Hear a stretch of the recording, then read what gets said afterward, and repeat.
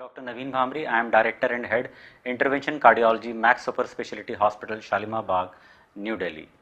Today I am going to discuss about the hypertension.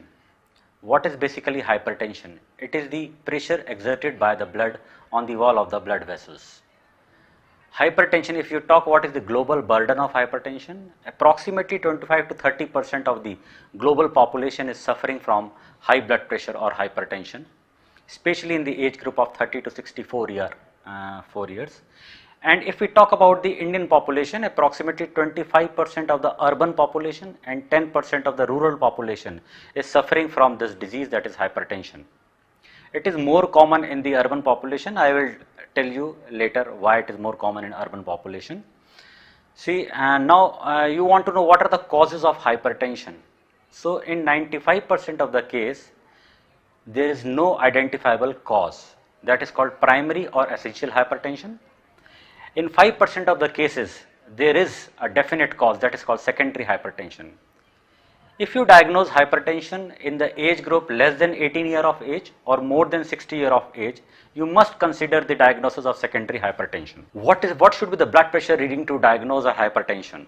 So, if your blood pressure is more than 140 by 90 diastolic blood pressure, then it is called hypertension. Stage 1 hypertension is when your blood pressure, systolic blood pressure is 140 to 159 and diastolic is between 90 to 99. And the stage 2 hypertension, if your blood pressure is more than 160 and the diastolic is more than 100. There is one more term that is called pre-hypertension. If your blood pressure is 130 to 139 systolic and 80 to 89 diastolics. So pre-hypertension is the stage where there are lot of chances that you will be diagnosed as hypertension later in the stages. There are certain other risk factors of hypertension like age more than 40 years, if you have advanced age, if you are alcoholic, if you smoke, if you are diabetic, if you are dyslipidemic, that is high cholesterol, if you are suffering from some stress, that is again a very important cause of hypertension. This there is a certain ethnic group in which hypertension is very common. What is the complications of hypertension? Hypertension has 5 typical targets. The one is brain, where if your blood pressure is high, you will get a stroke, transient ischemic attack, brain hemorrhages or infarcts. Second is eye. The eye is a very important target of high blood pressure. You will get papilledema or retinopathic changes in the eye if your blood pressure is in the higher range. Third is your heart, that is very important organ. If your blood pressure is high, you are prone for myocardial infarction, that is heart attack, angina, left ventricular hypertrophy, and there are certain left ventricular failure and more so on. So, brain, eye, heart, then coming to the kidneys. If your blood pressure is high, you have a chance of developing acute renal failure followed by chronic renal failure, proteinurias, and lastly the peripheral arterial disease. Peripheral artery disease जो आपके पैरों के नीचे की arteries हैं, जो thighs और lower limb की आर्टरीज हैं, दैट विल गेट चोक्ड और stenosed and you will feel the symptoms कि थोड़े दूर चलने पे आपके पैरों में दर्द हो रहा है. That is called intermittent claudication, which is again a very common in patient in whom the blood pressure is more than 140 by 90 for a long term. So these are the 5 targets of hypertension. There are certain microvascular changes also, and the macrovascular changes also seen in all over the body if your blood pressure is not adequately controlled. Now coming to the treatment, what should be the goal? The goal is to set your goal.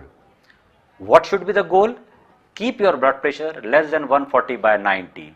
But if you are diabetic and you are suffering from chronic kidney disease, must keep your blood pressure less than 130 and less than 80.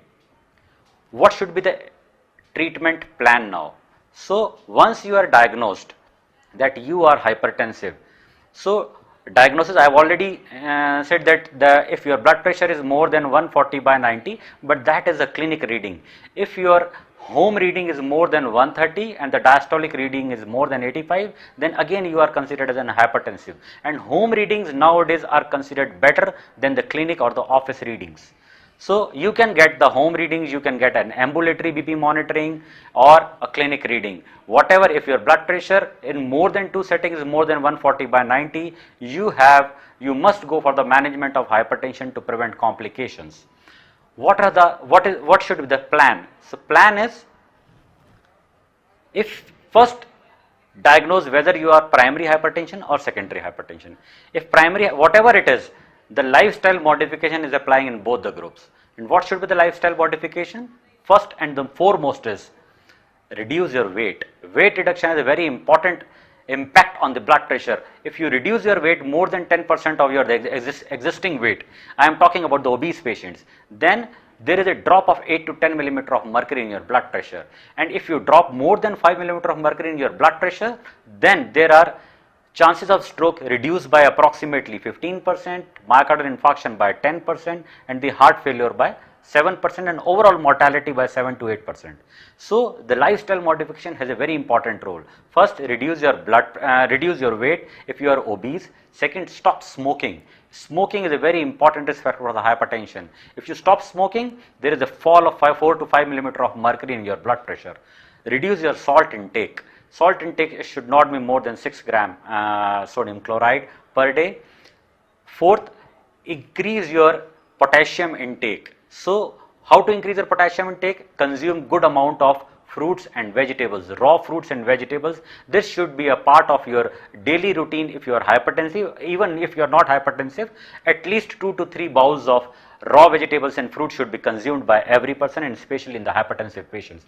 These are the most important lifestyle modification. And lastly and not the least is exercise. You have to walk 90 to 150 minutes per week, or I can say 20 minutes walk per day is very important. That should be a brisk walk. Set your goal, walk at least 5 days a week. You can do isometric or isotonic exercise at least 2 days in a week if you are hypertensive, or if you are non-hypertensive also, the exercise should be a part of your routine for every person. Now I am talking about the drugs. If the first and the important drug is thiazide, the diuretics, and that too is thiazide diuretics. Diuretics should be the first line drugs in all hypertensive patients, whether you are stage 1 or stage 2 hypertension, followed by calcium channel blockers, ACE inhibitors, ARBs. These are all important target drugs for the stage 1 hypertension. If you are suffering from the stage 2 hypertension, start with the combination of the two drugs. That is again very important. But if you are suffering from resistant hypertension, what is resistant hypertension? If your blood pressure is not controlled with 3 group of drugs, including diuretics at the maximal dose, then you are labeled as a resistant hypertension. Then there is a different form of treatment. So you have to be on the high dose of diuretics, calcium channel blockers, beta blockers, ACE inhibitors or ARBs. So the doctors will decide alpha blockers, beta blockers, which combination is suiting you. Now I am talking about the very important aspect of hypertension and sex, sexual life in men. So most of the people, they don't talk about that they are suffering from the erectile dysfunction or impotency. So if you are hypertensive, there is a chance later on that you will get the erectile dysfunction or impotency, because long-standing hypertension can cause the thickening of the arteries which supply your penile areas or your penis area.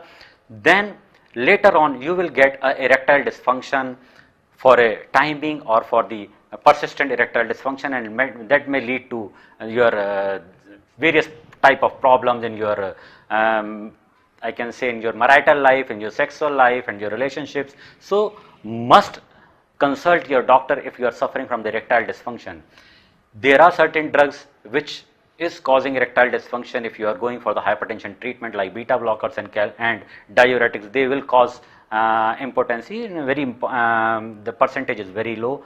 But yes, even in the females, there are certain studies, and there are certain studies show that if the lady is suffering from hypertension, there is a chance of getting dryness of vagina, or less lubrication, or less the arousal is late. So these are but studies are still going on. So this is a very important aspect of hypertension. Nobody will tell you about this aspect, but I am telling you because this is again a very important aspect, and most of the patients are coming in my OPDs, in my chambers, and they are shy to talk about with their sexual life and all. So hypertension is a very important part, very important target for the general population. If you control your blood pressure to less than 140/90, you can reduce the chances of stroke by 50%, chances of heart attack by 35%, and the chances of overall mortality by more than 20%. Thank you.